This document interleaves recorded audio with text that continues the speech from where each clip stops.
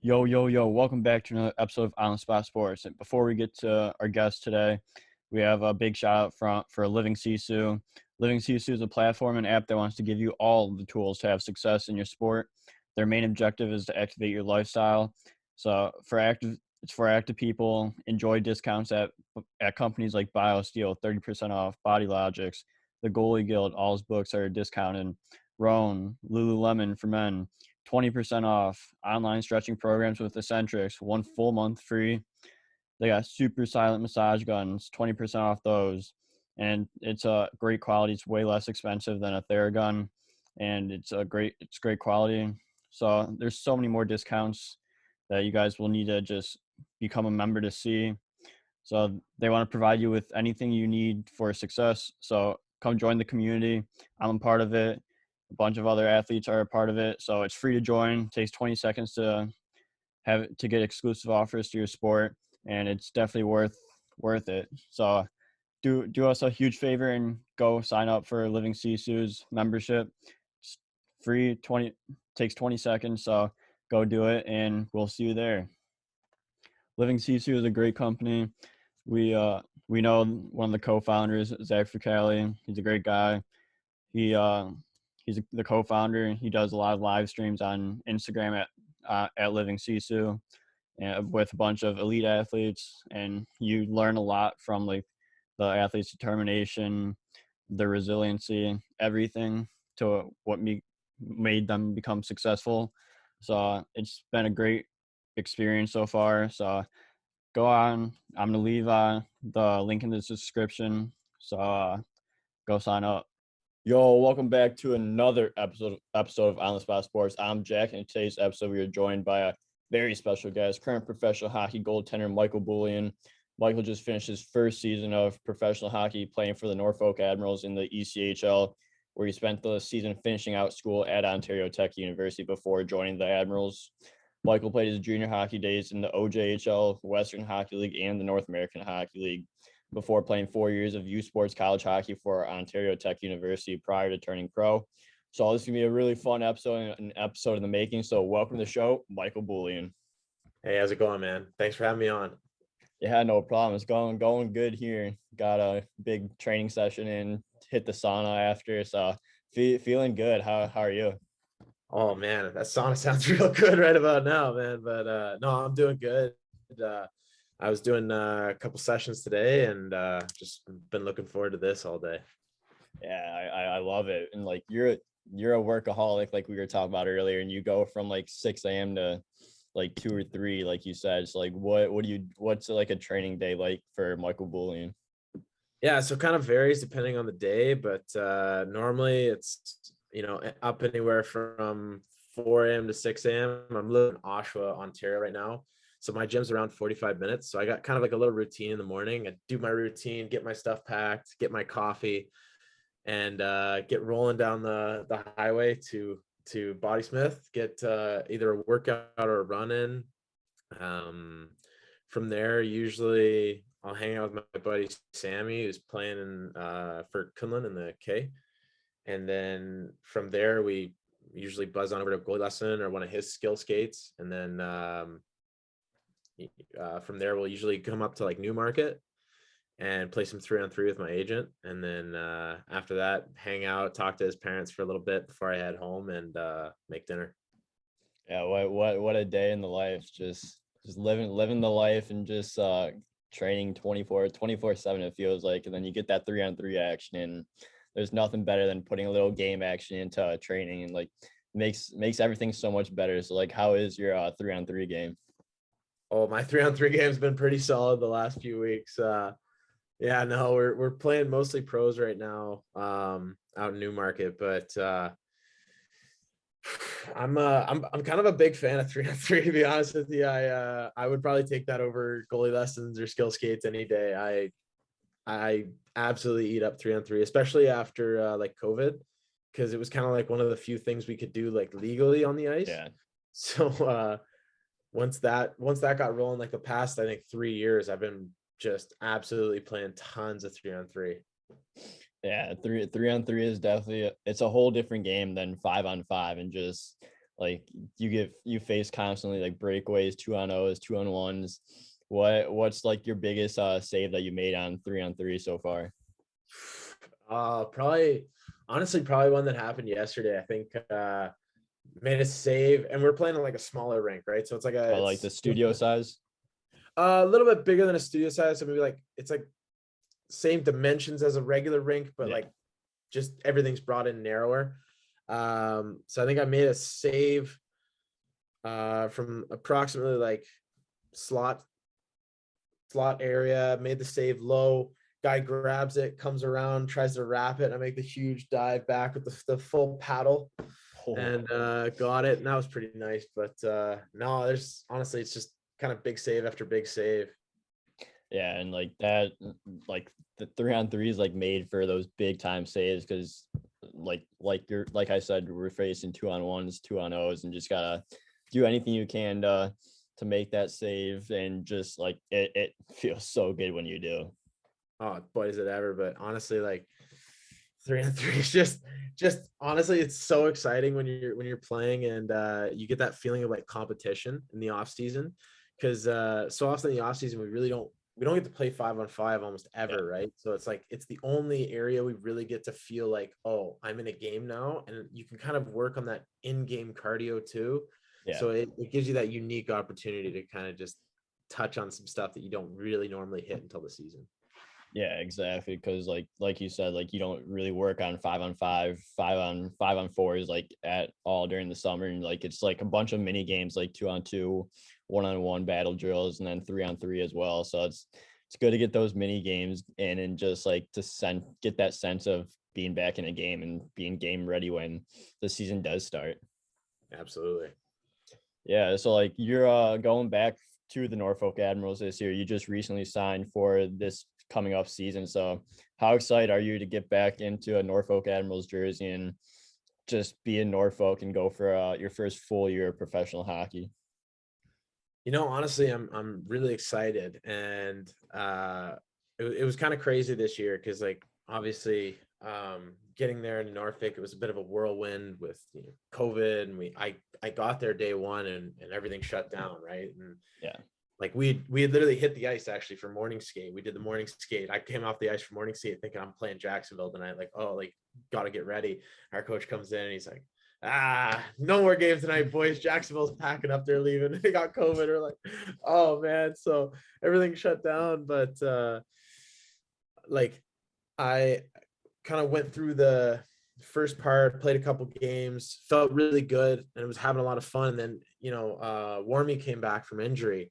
And so it was, writing was on the wall. I kind of knew I was going to be moving on somewhere. And so, my coach kind of helped me out, got me to Atlanta. And I, I got to Atlanta, and the guys there were amazing, like really good teammates, really good guys.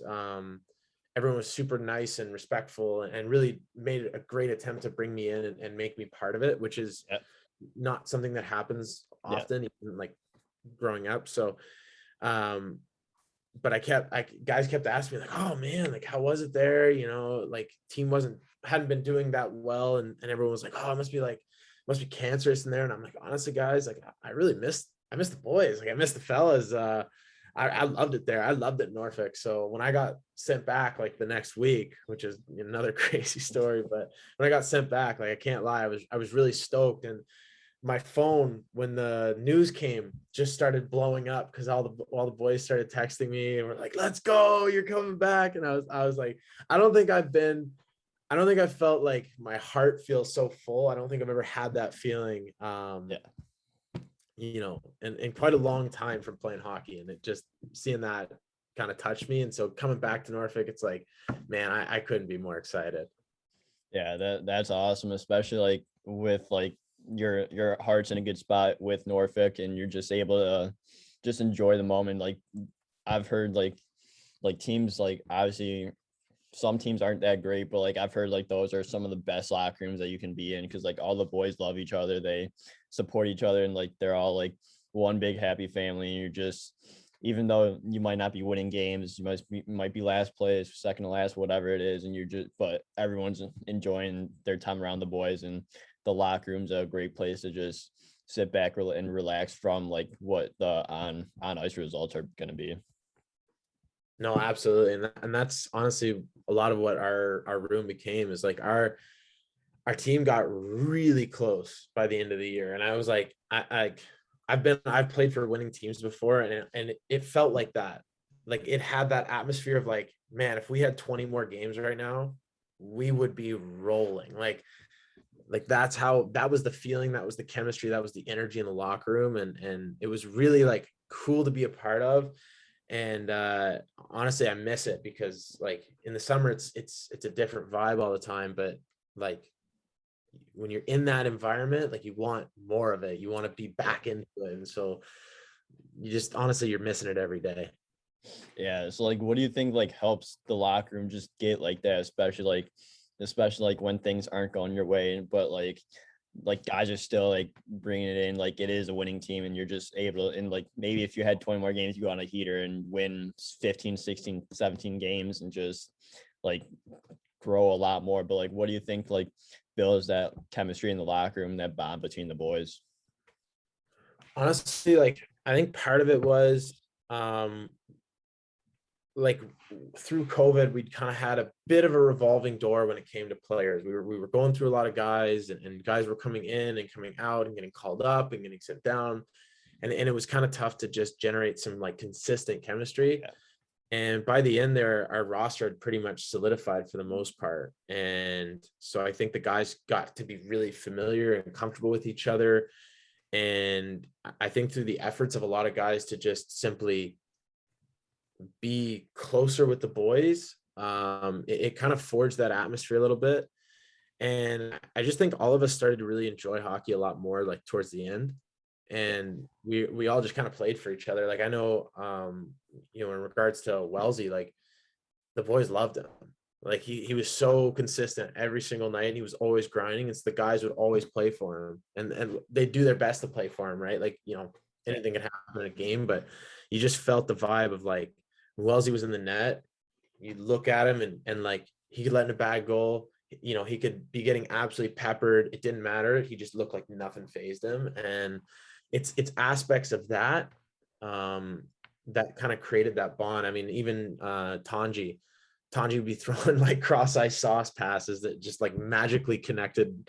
And it's guys performing like that consistently. And it was off the ice, those same guys were Yeah. actively not big dogging people, which is something you might see normally, and just being good people, being good guys off the ice. And so, I mean, that's why you see those guys also, going on and signing higher and stuff. Yeah. But yeah, it's pretty incredible to be a part of that.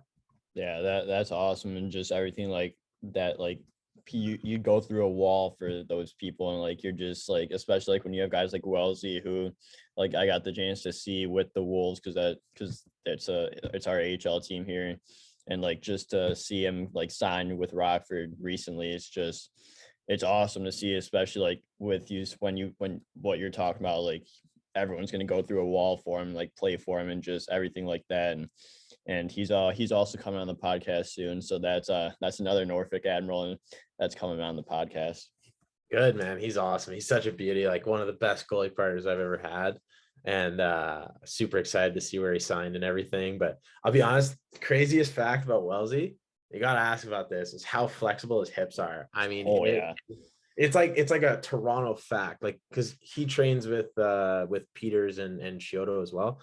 And like everyone who knows Wellsy talks about how insanely flexible like his groins and his hips are. It's wild to see like My hips hurt just looking at him doing the splits. oh my God. I looked at it. I'm like, yeah, I'm gonna make up for his flexibility with speed, because I don't think that's happening anytime soon for me. I don't think it's in my like personal like thing is to get in the splits like that and just be that flexible. It's just gotta make up for it somehow. No, I know, absolutely. Yeah, Absolutely. yeah, but you talk about like having good goalie partners. So like, how important is it to have like good goalie partners, and like especially like in Norfolk, like if you had Beckhorm, Dylan Wells, Jack. I'm not sure if Jack LaFontaine was there as well when you were there, but like having like all those guys and like just being like a big like support group. I'll be honest, like I learned a ton. Um, seeing those guys every single day go through routines, like especially with Warmy, because Warmy had gotten injured multiple times and was kind of just in general dealing with a very unlucky streak when it comes to his body. And seeing the detailed level of his preparation and seeing his attitude. I mean, it inspired me to be a better teammate, because it was like, man, if I was in his shoes, like, I feel like I would not be dealing with it as well as he is. And like, he was an amazing dude to me too. And I didn't really get like that much chance to actually speak with him or get to know him because of how little he got to be around. But man, you pick up so much stuff from these guys. It's wild. Even Laffy, he only came for the 2 games, and when he came, like it was kind of tough for me, because like that puts me in the stands, right? Yeah. And he's like, in those situations, you're almost like, yeah, I want to not like the guy, and then you get to talk to him, and he's like, man, he's way too nice not to like. You're just like, he's a beauty. Like, I can't not like the guy. And he was like sharing like advice with me and tips with me and all this stuff, and drills, and we were all doing drills. It was me, him, Wellsy, and Warmy all on the ice. We were all doing drills together, and it was just really cool getting to pick their brains and learn, because obviously they have a lot more pro experience, and I might have more life experience than some of them, but at the end of the day, like, these guys have played at this level for longer than me, and it's like, it's kind of cool to just be able to take a step back and be like, okay, now I'm going to be the student and really absorb as much as I can from these guys, so that when I get put in their shoes, it's like, okay, I'm ready now. Yeah, exactly. And like, you just learn so much from them, but like, it's also hard because you have 3, 4 goalies, like you said. It's like, like, you get put in the stands. Like, being a great teammate is like a huge thing, especially like, you don't want it to like you don't want to be like rude or anything to them. You want to like support them, because like, they're also a goalie, and like, they're your teammate.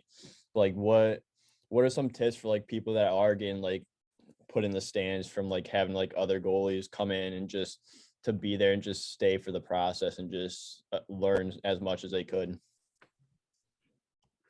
It's a great question, because it's something I really struggled with growing up, and especially in the dub, where you know it's pretty competitive and there's always guys coming in and stuff like that. But honestly, I think probably this year was the year I learned the most about it. I would personally say my advice for that, for any goalie kind of going through that, is learning to just simply stay in the moment and ignore all the extraneous stuff. And it's easier said than done, I know, but I've done it, and so I know it's possible. And so ignore, who's playing well and who's playing badly, and if you think you deserve this or you think you deserve that. Because when you start doing that, you're no longer living in the moment, you're living in the past, you're living in wherever, and someone else is then living in your head rent free, and you want to be living in other people's heads rent free, you want to be living in the other shooters' heads rent free. So I just say, every time you're on the ice, if you are in that situation where you're the third string or you're the fourth string or whatever, but you're not playing, be the first guy on the ice. And I think I heard Billy Christopoulos talk about this on the podcast with you, but it's like, take that advice, be the first guy on the ice, be the last guy off. When guys want to take breakaways, take every single breakaway until they're exhausted. And when you have the chance to be in the weight room, be in the weight room. And if you think the coach is going to be walking by, work harder and take every opportunity to get better and to make yourself look better. And when you do that, eventually things come around and they start rolling again. And it's when people start to get down on themselves and start to take these things very personally, it becomes like a self-replicating cycle. And if you can really work on separating who you are from the game that you play, and understanding that the results of the game don't make you a bad person, and they don't make you less of a person. When you start to understand that and can really separate those two from each other, and you can take your ego out of the game and just really be the person playing it, it starts to become much, much easier. And you make a lot more friends, because people can pick up on that energy, they can pick up on those vibes, and things tend to be a lot easier for you in those situations. Yeah, I love that. Love that tip. Like I appreciate you sharing that because it is such a like a big thing, especially like when you are that third, fourth string. Like you hear it all the time. Be the first one on, the last one to leave, and just like if guys are taking breakaways, like just go in there and because you're gonna gain so much respect from the other guys because like you don't have to because you don't have to do that because you're not even playing, but like you want to get better, you want to show that you can play and that you can get those opportunities and you want to gain respect from the boys. Yeah, no, absolutely. I mean, I would say my last probably piece of advice there is too is like learn to love those things. Like learn to love taking endless amounts of breakaways. Learn to love taking tons of shots. Learn to love the pain of a guy missing the shot and hitting you in the face. And if you can start to really enjoy those aspects of the game, then you're starting to enjoy every aspect of the game. Yeah. And then when you do that, you become more pure in what you're doing. And when you become more pure, you become more dedicated, more driven, and things become clearer. And so generally that's when you start to see a little bit of light at the end of the tunnel or that next door open. And it makes things feel very rewarding. And you don't have to deal with a lot of the drama and things that go on when people get really down on themselves and take things very personally. Yeah, I love that, and like it's just go and take breakaways, take one timers, even though that's the goalie's like worst nightmare. It's just guys ripping one timers, but like that's gonna gain like respect from so many people. Like I've done that, hopped in for one timers, and like you're really gonna stand in there and like yeah, the first shot hits me square in the forehead, and it's just like it's like it is what it is. Like I'm just trying to get better and just if I get hit in the head, you're playing goal, you're trying to stop the puck. I stop the puck, so that's all that matters. Anyways, that's what you got the bucket on for, right? Just as Carey Price once said. Exactly. But throughout last season, you played with the Admirals for 9 games, where you went 4-3-1, I believe. So like, what was it like to suit up for that first professional game and then get your first win as well? Suiting up for the first professional game, I won't lie, I cried that like earlier that day. And actually I think I cried for the next 2 games, partly because my dad, just a little bit of backstory on me before I continue with that, but my dad had moved with me when I was 10 to play hockey in Toronto and had moved with me pretty much up until I was like 18. And eventually like we didn't break that connection because we're always very, very close, but it was to the point where he was a little too attached. So we kind of created a little bit more separation there. And, in a way I miss it because like now I'm grown up and I'm older and, I don't get to see him as often because he's very busy with work. It sucks because I love the guy, but he didn't get to be there for the first few pro games. And so I called him every time in the early afternoon, like right after pregame, and I just broke down crying like each time because it was just very emotional. It's like 19 years of playing organized hockey, and it felt like it was finally paying off. But yeah, like it was super emotional. I got some of the best advice actually like an hour or two before the game from Kyle Rhodes, and he just kind of looked at me and he went, "Is this your first professional game?" I'm like, yeah. And he looks at me and he goes, "Man, just go out there and play." And I like, everyone says it, but I really took that advice that day. And I was like, man, I'm just going to go out there and play. I'm just going to go have fun. And I went out through the tunnel in SoCo, like South Carolina. And I just looked up at the rink and I was just looking around. And I'm like, man, it's been a while since I played in a rink this big, like it's been since the dub. But I just looked around. I really took it all in. I was really like in the moment. And like when people say like, oh, you're high on life, man, it's like you're just really experiencing like all that energy, all that emotion, all like everything all at once. And man, time slowed down for like, and I felt like I was just standing there for like 20 minutes, just looking around and like really feeling it. The lights got really bright, but it was just a really surreal feeling. In terms of the first win, it was pretty satisfying against Atlanta because they had just traded me back, and it was a little bit of like, not spite, because I actually had nothing but respect for that organization, and they Yeah. were really good to me. But it was kind of, it was satisfying, I won't lie. It's a And all little the funny story in the process.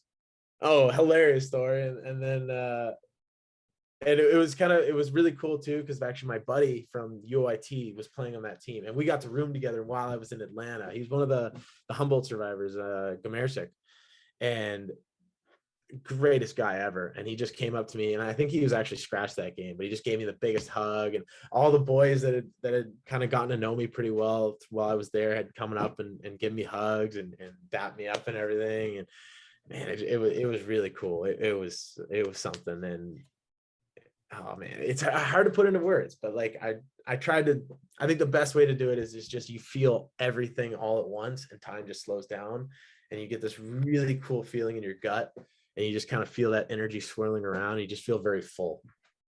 Yeah, and that goes back to being in the moment, because you're where your feet are. You're at the moment of time when, like, your first pro game, when you're looking up and just realizing like, wow, like I'm actually here. And then getting your first pro win as well is just like satisfying, like you said. And you're just in the moment. You don't care about anything else except just like what you're doing at that moment, and just trying to give your team best chance to win and stop the puck. That's a big part of it, man. Too, is like trying to give your team a chance to win. Yeah. And when your team senses that you're trying to do that, even if things aren't necessarily working, like that's another one of those like big energy moments where you just feel like you can feel the guys rallying around you, and you can feel the guys just that little bit of extra step, right? Where their feet move a little bit faster, they're going a little bit harder, they're hitting a little bit harder, they're shooting more. And you just, again, it's one of those building cycles that like I'd stress for all goalies to kind of work towards. Yeah, that's awesome. And just like everything that goes in, because it's all about, like, at the end of the day, it's all about like the process, the grind, and the journey that you're going through just to get to like where you want to be. And just like a lot of people say, like, it's not about the destination, it's about the journey. And like that's so true, because like you work all these years, like 19, 20, 20, 21, 22 years, whatever it is, and just playing hockey to get to the highest level. And then you get there and you're like, wow, like you have to embrace the moment, just continue on, like after the year, just like what you're doing now, is working to get to the next level, and be a big guy for Norfolk this coming year. So it's just all about like the journey and the process to get to where you want to be. Yeah, honestly, like I couldn't say it better myself. Like the journey is kind of where it's at. Like so many people are concerned with like, oh, I need to be in the NHL next year because Yeah. so and so goalie is there right now. And I used to be that same way, where I'd be like, oh man, like I'd really compare myself to other people, and it's just like, man, like you're on your own journey. Who cares what anybody else is doing?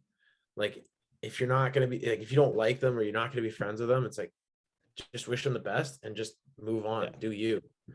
And I think a guy that like really helped me kind of come to that realization, and it's actually through like music, is Mike. And I'm not sure if you ever listen to Mike, but it's someone that me and my roommate Noah Corson would always listen to like every day in the car.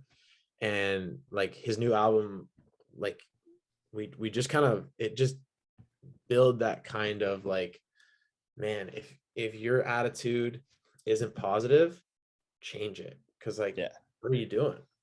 Like life's too short not to just enjoy it, man. Yeah, exactly. And like a big thing for me is just like, or to get me to that realization, was Zach Ficali. He was played for the Washington Capitals, Hershey Bears last year. He was in the Coast a couple of years ago as well. And just like he preached like being part of the journey and just not the destination. And like it really like got me, like, because like I was like, I want to be here within a couple months. And he's like, no, you just gotta just sit back, enjoy what you're doing, and just work towards that goal. Doesn't matter how long it takes, as long as you're like working there to get there. Like that's all that matters. And like you just got to take the journey in the present moment. I agree with exactly what he said. But no, it's actually, that's cool. That's some good wisdom that he shared there. I like that. Yeah, absolutely. But I want to talk about like your junior and college career a little bit here. So you grew up in Anchorage, Alaska. So like, what was it like growing up in Alaska, and like, when did you start playing hockey, and like, what got you into goaltending? Since goaltending is such a individual position that you have to endure, and it's like it's sometimes lonely too. Yeah, so I guess I started playing hockey when I was 18 months old. Not really organized and I could barely stand, but I was attempting to skate around with a stick and a puck and do something. Um, Growing up in Alaska is a really cool experience, and people who haven't gone to Alaska should really go to Alaska. Not in a cruise, because cruises kind of give you the surface of it. You kind of got to get in Yeah. and experience Alaska. But playing minor hockey in Alaska, it's both good and bad, because when I first started, we had a lot of teams and there was a lot of kids playing. And by the end, when I was 10, moving away into Toronto to continue playing hockey, there was 3 teams. So it went from like 12 teams, I think, to 3 teams by the end. And so the number really dwindled, and a lot of kids actually ended up moving away in a very similar fashion to me. Guys that I used to play with were like Chris Oldham, Jeremy Swayman, those guys. And I actually was good buddies at the time with them.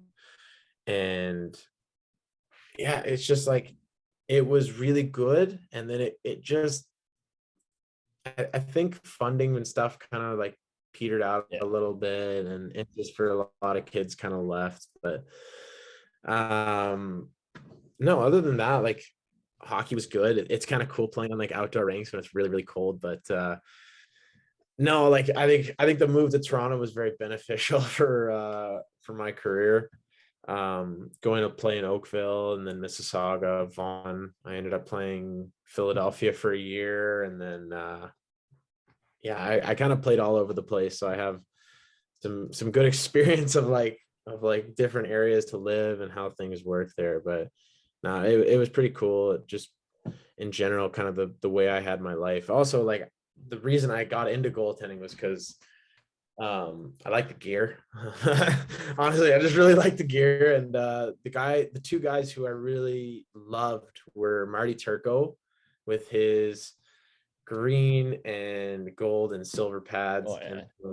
Patrick Waugh with his co-hose. And to this day, like, I wore 33 at UIT, and like, Patrick Waugh is, like, to this day, like, one of my biggest heroes. And if I ever got the chance to meet him, I'd probably look like a little star-shocked like child. Yeah, that's sick. And like they all have sick style, like especially like Patrick Waugh, like at the time, like that the style he played, like it was unreal, and like his setup was always sick. So same thing with Marty Turco, and like Turco changed the game with like the Turco grip and just everything. Like these guys have definitely had an impact on goaltenders for decades now. So like, or ages. I don't want to age them too much, but it's like they're, but for like ages, and just it's just awesome to see where the goaltending has come from, especially like when they played and just where it is now. Oh man, it's yeah, even when I grew up, I think I remember my favorite stick being a Muskoka wood stick. I don't even think they make Muskoka wood sticks anymore, I don't but think so. I remember, like, one of my first player sticks in Alaska, actually, because I kind of split time between goalie and player for a while until I made the full switch to goalie. But I came back from Canada one summer because my dad and I had gone for a John Elkin goalie camp, and we brought back this little tiny like harrow, and nobody had ever seen a harrow before, and I thought I was so cool because I had this little harrow stick. I'm like, yeah, that's awesome. But yeah, no, like, the game has certainly evolved quite a bit since I started playing.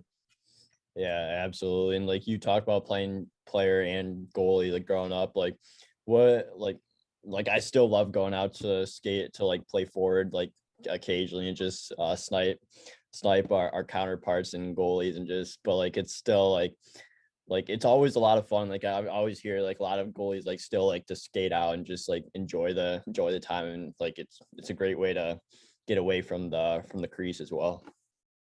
Yeah, no doubt. I mean, I think for me, I kind of get that release when I'm goalie coaching. Um, just because, like, if I'm only got the tracksuit on, I feel kind of like a player, and I'll have the Yeah. gloves and I'll have the stick, and it kind of gives you that chance to just be like, oh, okay, like here's a time when I don't have to be like super serious and dialed, even though I'm like really, I love helping young kids grow and Yeah. develop into, good goaltenders. But um I think like when I was like, I think the last time I suited up as a full player was like 15. I think I was 15. So that was like 10 years ago. I haven't played. I pretty much wear my goalie skates exclusively, honestly. Yeah, recently I've definitely when goalie coaching, like I've been just wearing goalie skates and like just like goalie coaching like gives like I never thought like I'd be like coaching all that, but like now since I coach, like it's one of the best things I've ever done. It's just like a way to get out there and like help the younger generation like get back to the game. Mhm.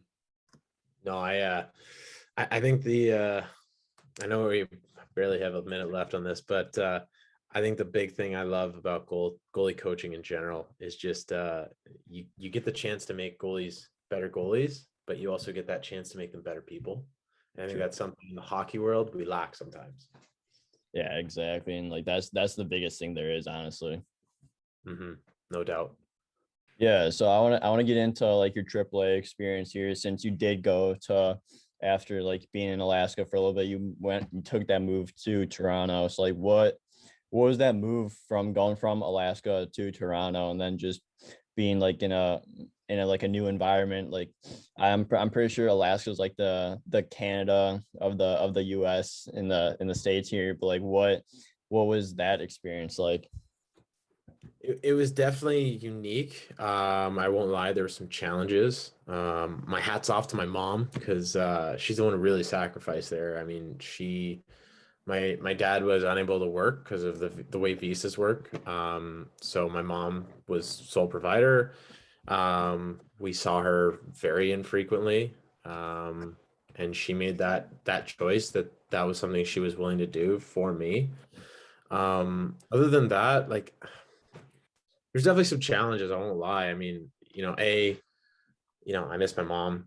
Um, Yeah. I was in I was very familiar with Canada from goalie camps and things like that, but it, I moved away from my friends, all my family, except for my dad. So it was just me and my dad for years. And, at the same time, I was a pretty nerdy, like little kid, and I wasn't very mature for my age or anything like that. I like playing video games and reading books. So if I was out of school and I wasn't playing hockey and I wasn't, doing other sports or anything like that, then my head was usually buried in a history textbook. So um sometimes finding friends for me was tough, and I didn't really start to be a social kind of person until I was around 17. Um Other than that, like I was bullied a lot as a kid. So I dealt with some things like that. Again, I was kind of scrawny and chubby and not really like I wasn't good looking kid or anything like that. But even though my parents tell me I was cute, like I wasn't the popular kid at school, and I didn't try to be. So um I think like for me, like I dealt with a lot of those kinds of issues. But when it came to hockey, um, it was just a place I felt very at home. And so hockey kind of always had offered me that bit of respite from life. And every time I got out in the rink, and whether that be at 5 a.m., whether that be at 9 p.m., um, I just got to really enjoy letting everything else kind of mellow in the background. And it just felt like this is where I'm supposed to be. Yeah, and like that's probably how a lot of people feel like it's just a place to just let everything go and like your main focus is just playing hockey and having fun, stopping the puck or trying to score goals, like whatever it is, and just to be there in the moment and just be able to take your eyes or take your mind off of life and just enjoy being a kid there at 15, 16, 17, 14, whatever it is, and just like have that fun time just doing what you love because hockey is the best sport in the world, hands down. Oh, absolutely. And I think the important thing too is remember that You can be 25, you can be 20, you can be in the OHL, you can be in the OJHL, you can be in the NAL, the USHL, whatever. But hockey's always got to keep that you have to have that love, that passion, that enjoyment, that realization that it still is at its heart a game. Because if you don't, man, it's time to retire. It's time to give it up. Like if you're going on a paycheck, people can see that you're no longer Yeah. that entertaining to watch anymore. And it's just like soul sucking, honestly, if you're playing and you don't really enjoy it anymore. So like I think that's something important. That's why I love training as much as I do, is because every day I wake up, I'm grateful for it. But man, it's just fun to be out there. I just enjoy those reps. I enjoy being on the ice. I enjoy putting on my gear. I enjoy taking off my gear. Yeah, you enjoy putting the gear on, you're waking up at 5 a.m., 4 a.m., just enjoying, just could be hard to get up sometimes, but like you're like, yes, like this is like what I'm passionate about, and like I want to do this. Like it's the best thing in the world, and just you grow from it as well. Like not only as like an athlete and like a hockey player, but like you get so many like life lessons as an athlete, as a hockey player, that you could take on for and add it to your own life. Definitely, it's a labor of love. Yeah, exactly. But then you go through the AAA system, and then you find yourself going like the prep route for a little bit. So like what made that decision to go from AAA to prep? So it's a little bit of a complicated thing. So I had a little bit of drama go on when I played for the Senators. So me and my dad, we moved down to Philadelphia, kind of gave us a year away from Toronto. It got us back into America, which allowed my dad to do some work again, which he had really been missing. Kind of checked all the boxes. And while I was there, they ended up putting me in Malvern Prep. So I moved down there though to play club hockey. And so I actually played for the junior Flyers. And so I was doing both the junior Flyers and the prep hockey for Malvern. And it was a lot of fun doing both, because I'd never been the popular, like I mentioned, I'd never been the popular kid. And Yeah. so I kind of got to enjoy a little bit of popularity from being a good goalie on a not very good team. And so it was cool because all of my teammates from the junior Flyers were playing on different prep schools at the same time So as you're well. playing against each other, and more competition, like because you want to be your friends. Exactly. It was more competition, and you were seeing your buddies all the time, like around the rink and stuff. And I got to live a bit of that true high school life, because like most of I graduated from Peak, which is an elite athletic high school. So really that was just all hockey focused. And Yeah. so I got to enjoy being a student for like the only time in my life. And it was just a really cool experience getting to do both of those. And then, coming out of that year, I hadn't even heard of what like the dub was. So I came out of that year, and my dad was like, let's do some prospect tournaments. And he's like, I know they're probably just money grabs. A lot of them are. And he was like, let's just do it. Let's just have some fun, and let's go play some hockey and go to different places and see some of the world. I think we ended up going to like one in Chicago, one in St. Louis. Like we were all over the place. Yeah. And one of them, a guy named Josh Dye, who was one of the head scouts for the Portland Winterhawks, came and saw me there, and he was like, "Oh man, we really like you. We'd love to, draft you." And I was like, "Oh, sweet!" Like, I didn't even know what the dub was. I only knew what the OHL was. I had no idea what the other two leagues were. And he's like, "Yeah, we'd love to draft you. Like, would you come to camp?" I'm like, "Oh, yeah, I'd come to camp. Of course. Absolutely. Who wouldn't, right?" And not knowing that I couldn't get drafted in the O, because my dream had always been to go get drafted in the O and to play in the OHL. And so, I got drafted, and then I couldn't get drafted in the O, and I went back to all that. But yeah, no, it was really cool. Just a general experience out of Philadelphia. And I have a lot of love for Westchester, PA and Philadelphia. I got to do a lot of like homeless work through Malvern, because it was a monastic school. So St. Augustine of Hippo was the namesake. And so we did a lot of homeless work, a lot of charitable work. So getting to experience that in downtown Philly, which isn't always the nicest place, in regards of like interactions with people. So when we were doing all that work, it was really cool that, we saw gang members, we saw homeless people, we saw people who were just down on their luck. And it gave me a real appreciation for the struggles that people go through and the need to just in general be a good person and be empathetic, because you never know what Yeah. someone's really going through. So that year really built me up as a person, and it taught me a lot about life. Yeah, and like it's awesome to do charitable work and everything, and just like because you learn so much from those experiences, and like sometimes like as a kid you're like yeah like you have everything like, and then you look at others and it's just you just learn a lot, and like you learn a lot and like you mature as a person, and like be grateful for the things that you do have. And again, that's a big part of my career is learning to be grateful, right? And Yeah, the better I've gotten at it over time, the more people have come to respect me, but also the more I've come to respect myself. yeah, It's like when you start really being able to tap into understanding just how fortunate, you and I both are to be playing a game we love at a high level when other people struggle to, afford food or afford yeah. shelter. Just understanding that place that we get to enjoy is it's really special, and it makes you obviously grateful, but also it makes you work harder to keep that. Yeah, it just builds a perspective about everything in the world, and just how like some places aren't like where other places are, and it just builds like that overall like perspective of the world, and like that about being grateful and everything and working hard for to keep the things you want. Mhm. No doubt. I totally agree with you there. Yeah, absolutely. So then you go on to play junior hockey after your time in AAA and prep. You play 2 games in with the Toronto Junior Canadians and the OJ, and then 5 games the next year.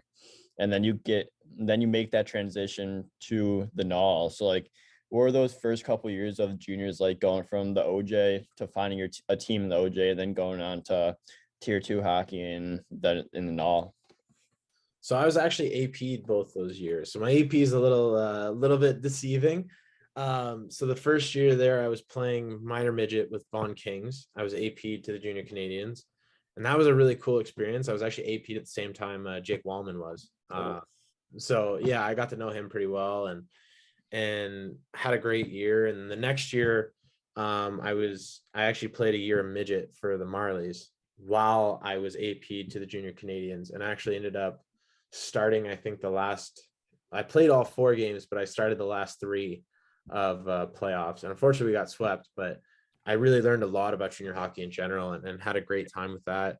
The next year I went back to Portland and had a really good preseason, kind of struggled off the hop. They reassigned me to Wenatchee, and I won't lie to you, I really struggled there. And I really struggled because I kind of had a chip on my shoulder. I thought that, I deserved to be in the dub, and I deserved to be Portland's starting goalie. And I didn't really see that I was young and immature, and needed to develop and grow as a human and as a goalie. Um, so I got to Wenatchee, and our coach, Bliss Littler, was like the winningest coach in junior hockey history. He rode me hard. I mean, he really like put me to task and held me accountable, and it was something that no coach had ever done to me before. And so at the time, like in that year, there was times where I really hated him. I did not like him at all.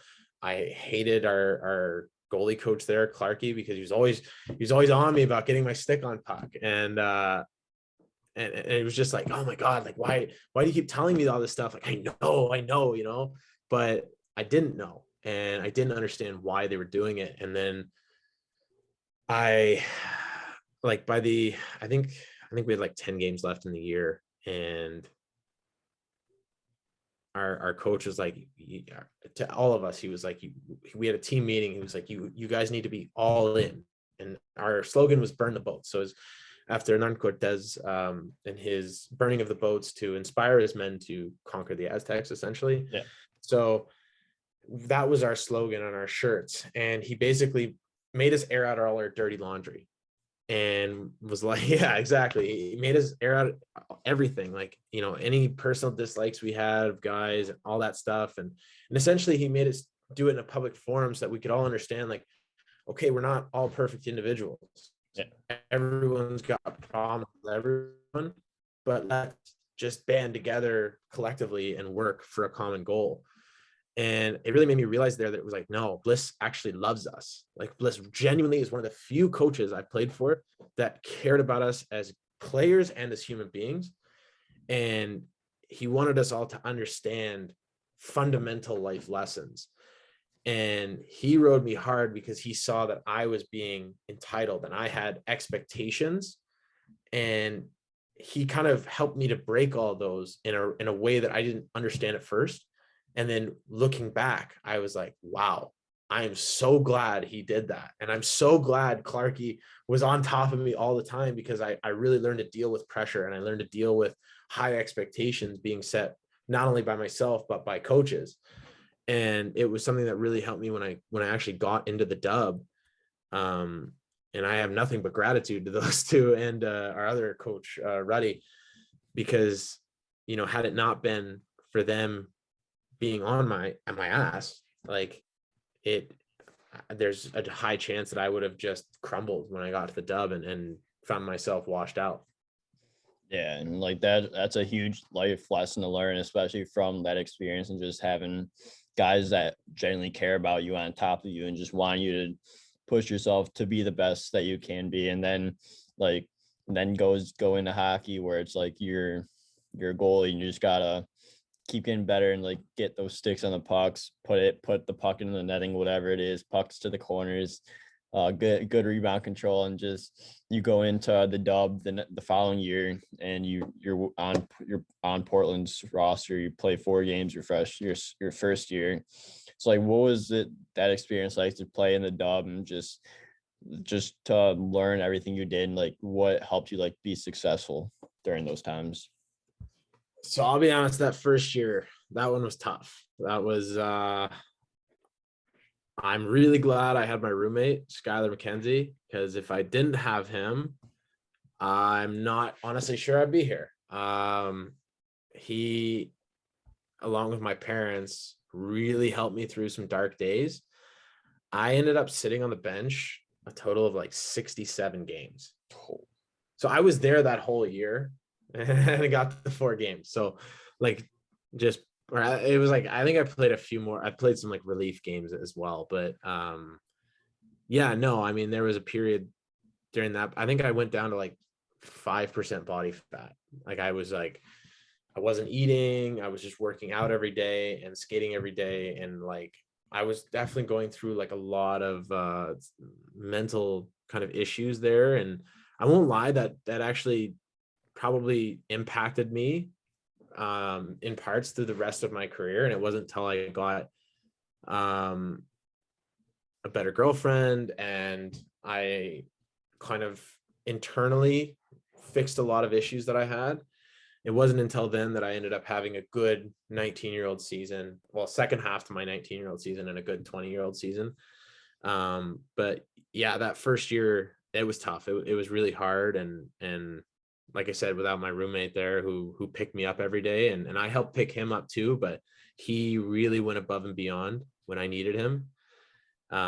Without that, I don't think I'd be here right now. So in regards to the success I had when I was 19 and when I was 20, I think I got into that zone of being really grateful because, again, I had sat the entire year before. And in a way, it was like, I really, at the time, I really connected myself with my games. So if I had a bad game, it was because I was a bad person. If I had a good game, it's because I was a good person. And so I really had those roller coasters of emotion and my roller coasters of how my game was. And when I started to really just get grateful for the opportunity to play and the opportunity to be in the league and the opportunity to just enjoy myself and not take it too seriously, it really changed how I looked at myself, but it also allowed me to just focus on winning. And that was something I really concentrated on, was ignoring my stats. Like our Medicine team, we weren't the best defensively, but we were really good at scoring goals. So I knew that. My goalie coach knew that. My goalie partners knew that. One of my goalie partners is playing in the AHL, I think right now. And we all knew it. And so my thing was, I was like, I'm going to work past that and be the goalie that we need, not necessarily the goalie that's the best for my career.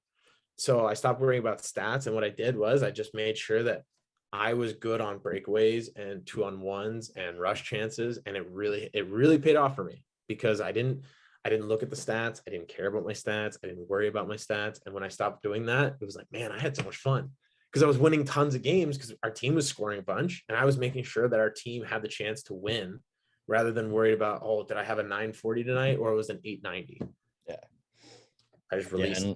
And you're like learning from like those experiences, and just learning what you can control. And like, you may not be able to control like if you win or lose, but you can control like being good on breakaways, like you said, on rush plays, 2-on-1s, whatever it is. And like, you just learn from those experiences, and just to get yourself like, not like, I don't want to say like, not like, of course everyone wants to win, but like, just to go out there and like have fun and like control what you can control, because that's the main thing, because you can't control the uncontrollables. That was something I definitely struggled with, is like when you start focusing on things that you really have no control over, you take your mind off of exactly what you can control. And Yeah. so those things start to slide, and you're worried about all these extraneous things, and it's making you worse. And it's like, yeah, like really focusing on that is still a key part of how I prepare, is worrying about my execution, my attitude, my effort. Like those are the things that I really focus on. And like when I notice myself getting frustrated in practice or in a game or whatever, I'm very intentional with my thoughts. I'm intentional in the way that I go about my thoughts. And I recognize these things in my own head, and I instinctively at this point, because I've done it for so long now, talk to myself and talk through those thoughts and understand why I'm having them. And then it's easier to let them go, rather than like hold on to them for a long time. Yeah. So like, you're talking about like thoughts and all that, like you're in a game, like what do you say to help yourself? Like, everyone has like those anchor words that like bring you back into like the moment when everything seems to be spiraling. So like, what are some of the words that you like repeat throughout like a game that helps you stay focused? So I work with a mental coach named Eric Hoffberg, and he and I have worked together since my 19-year-old season in the Dub. And I won't lie, the words that we use wouldn't really make a lot of sense to anyone else listening, but it's through the context that we give words meaning that matters. And so if like, it wouldn't really matter if I was saying cheeseburger to myself, because it's the meaning that I'm attributing to the word that is valuable in my own head. And so I would say to like young goalies, it's like, don't get so caught up in the words that we're saying, get caught up in them, or don't get caught up at all, but work on the meanings of the words. And so work on how a word makes you feel. And if a word like happy makes you feel happy, and you play best when you're happy, then say happy to yourself and repeat it and really ruminate on its meaning and its ability to change your emotions and your controllables. And so that's really what I do, is it's my words will change day to day. My words may be different first period to third period based on the scenario that I'm in and how the game's going. And so my words might be different from the warm up to the first period. And so it's just a matter of understanding words, understanding meanings, and then understanding how those relate to you and how they make you feel, and then using those and using their intrinsic power to make yourself play the best that you possibly can. Yeah, I love that. And like, it's just like everyone has like those different words or like meanings that they put to different words. And it's just like, it's awesome to see like if you say happy and you're happy, like, yeah, like that works for you. But like, it's also like cool to like see like how everyone like goes about it, and like how like their preparation like in a game goes, and just to see the different things that goes through the minds of different goalies at different levels. Yeah, no, for sure. I think a big component of it too is preparation in general. And as goalies, our position allows the least amount of actual preparation, Yeah. but also requires the highest amount of preparation. And so it's a weird contradiction. But especially when it comes to our bodies and our minds, the game doesn't lend itself to preparation for us, but we can, in a multitude of ways, prepare ourselves. And so, again, I always love the feed the two wolves kind of idea where, are your thoughts feeding the good wolf or the bad wolf? And if you're feeding the bad wolf, why are you feeding the bad wolf? Do you understand that you're feeding the bad wolf? And if you do understand that, then let's take that and those thoughts and let's push them towards something positive. And that can be during the day, that can be during a game, that can be at any time in your entire life. And it's life advice in general, because if you as a human being can work towards constantly feeding the good wolf, the right wolf, then you over time will just naturally feel better about yourself, because that means your positive self-talk is right where it needs to be. Yeah, and like that's awesome to hear. And like anyone can take like advice from that and just like put that into their own life, not only just athletics, but like but their own life, like you just said. And like it's just like there's a lot of like tips and like motivation to do that. And like it's just awesome to see how that comes into fruition throughout like everyone's life.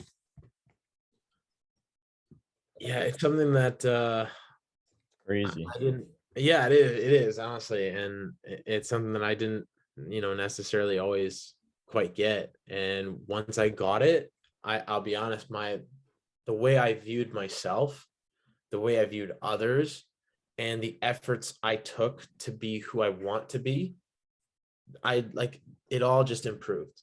Just over time, it all just generally started to improve. And overall, I found myself just talking to myself better, and I just became happier, and I became more connected with people in general. And that's also when I became more social, because I stopped looking at people as like constant, like a threat or competition. And I'm like, man, I don't really care if I'm in competition with you or not. I'm highly competitive by nature. That's part of my problem.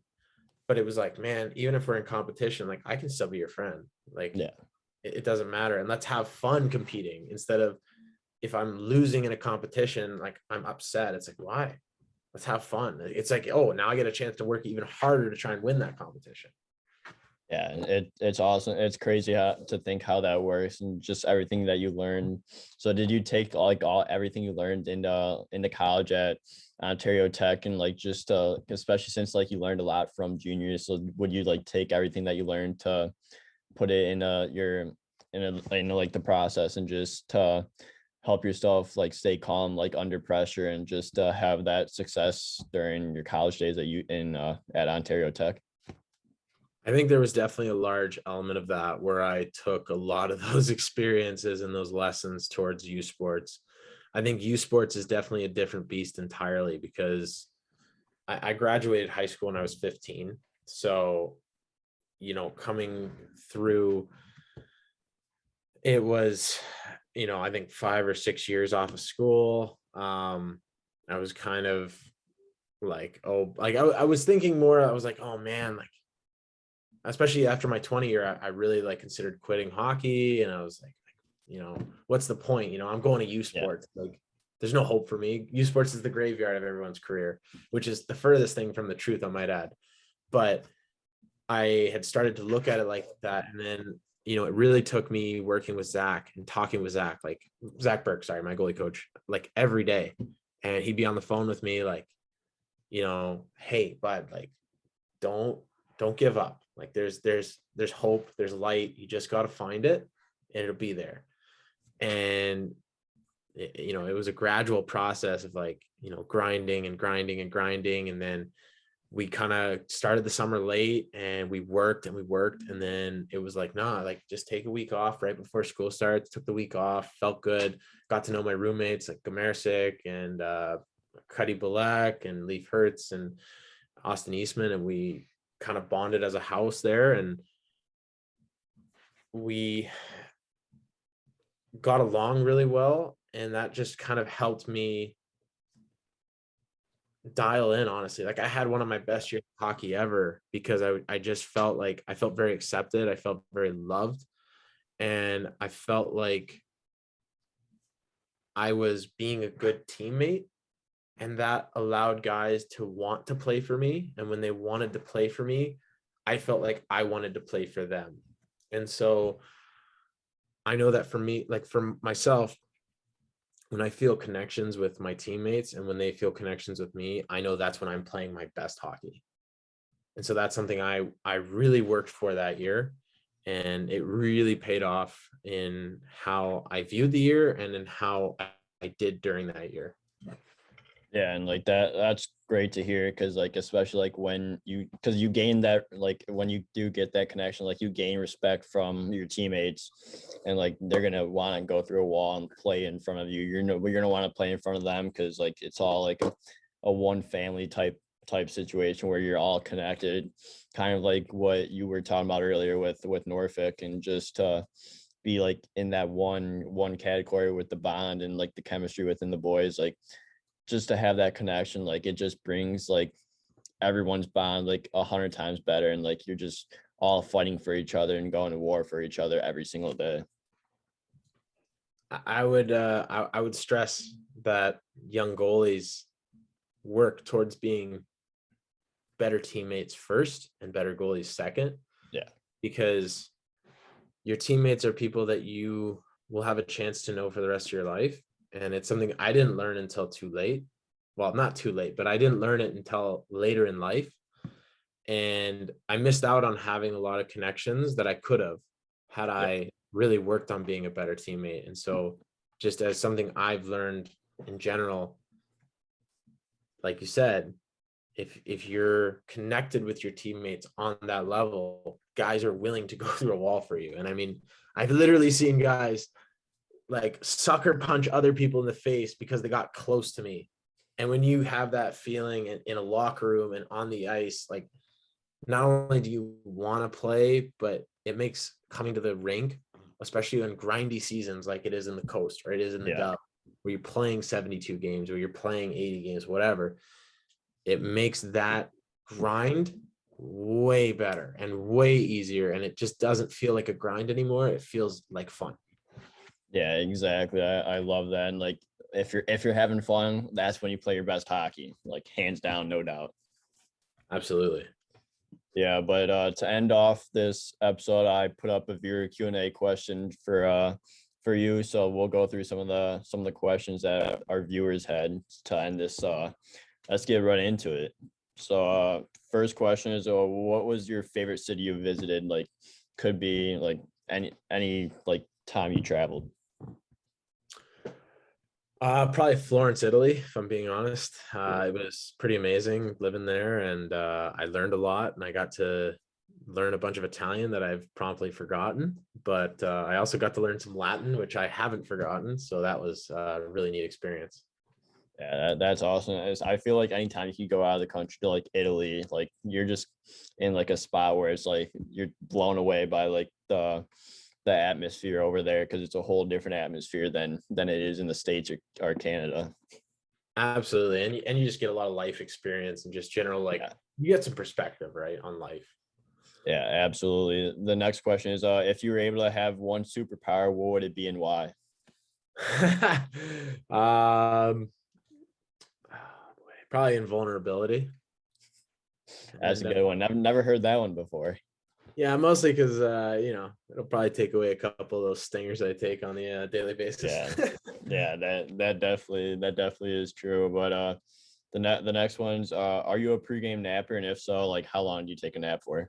Oh yeah, I am a pregame napper. It kind of depends on the situation, especially in the coast when you're on the road. Yeah, Uh, Generally, I'm a 1 to 3 hours. I try not to take any longer than 3 hours because you don't want to go into that deep REM sleep, because then yeah, you wake up feeling pretty groggy. But yeah, I try and any honestly, my average nap time is around an hour and a half. Yeah, that seems like the perfect like middle ground for everyone. Like you don't want to get like that REM sleep like you said, but you also don't want to take like that quick 30-minute nap. So like that middle ground is like an hour and a half for sure. Exactly. Yeah, and then the next one is what's your favorite thing to do in Norfolk when you're there? I'll be honest, I guess I had two things. Like one was the Hampton Roads Museum. That was amazing. Truly an incredible experience for me. I'm a big Navy fan. I loved it. Toured that with Commercic actually when they came to town. So that was a really cool experience. And then the other thing is honestly just being with the guys and hanging out with the fellas. Whenever we did stuff, the way that the locker room was, you always wanted to be there. Yeah, that's awesome. And just like those are the best times you have with the boys when you're going just doing stuff outside of the rink, just chilling, like getting to know the boys a bit better. Oh, 100%. Yeah, and then the last one, I'm pretty sure we already figured it out, but everyone like has a couple ways of saying Norfolk, Norfolk, Norfolk. Like, what is the correct pronunciation of Norfolk or Norfolk? As far as I know, it's Norfolk, uh, similar to Suffolk, but I've heard a million different pronunciations. It's kind of like Worcester, I got corrected by one of my buddies, one of the Leonard brothers. He was like, it's Worcester. I'm like, oh, sorry, man. Like, didn't mean to step on any toes up there, but yeah, no, I think as far as I know, it's Norfolk. All right, so there we go. We have the official pronunciation of the Norfolk Admirals, not the Norfolk Admirals, Victor asked but questions too. I'll ask the Admirals like president over there, and I'll see what they say, or like I'll ask the someone in the higher management of the state of Virginia. There we go. That's exactly what we need to do. We just got to take it up. Yeah, exactly. And like we'll find it out someday, sometime, one day or a couple years, like who knows, but we'll figure it out one day. Absolutely. But Michael, thank you so much for coming on the show. I really appreciate your time, and this is a lot of fun, and I would just want to wish you luck for next season going into your first official pro season with Norfolk, and I look forward to following your career the rest of the way. Been a pleasure, man. I really appreciate it. Best of luck tonight with the game, and best of luck next year in the whatever league you end up in. I'm rooting for you, brother. Thank you. I appreciate it. It's gonna be a lot of fun no matter where. Absolutely.